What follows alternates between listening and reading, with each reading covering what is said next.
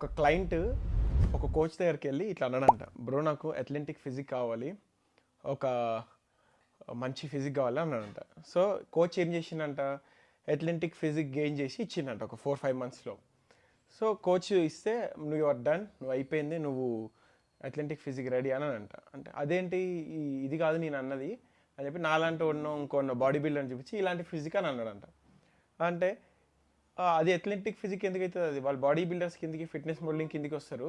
Athletic physique అంటే cricket ఆడేటోడు, badminton ఆడేటోడు, వాలీబాల్ ఆడేటోడు అండ్ స్పోర్ట్స్ పర్సన్, వాడు అథ్లెటిక్ కిందకి వస్తారు, వీళ్ళు బాడీ బిల్డర్స్ అని అన్నాడంట.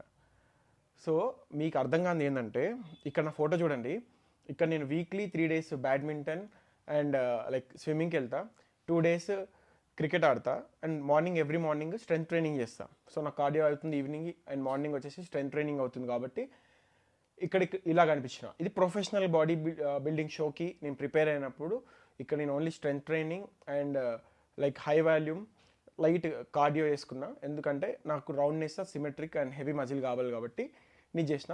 ఇది వచ్చేసి అథ్లెటిక్ ఫిజిక్కి కిందికి రాదు.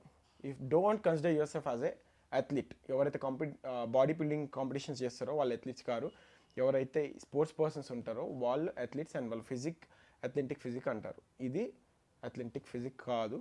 సో ఆ క్లారిటీ తెచ్చుకోండి, మీ గోల్ ఏంటి, మీ ఫిజిక్ ఎలా గెయిన్ చేయాలనుకుంటున్నారో ఆ తర్వాత రండి.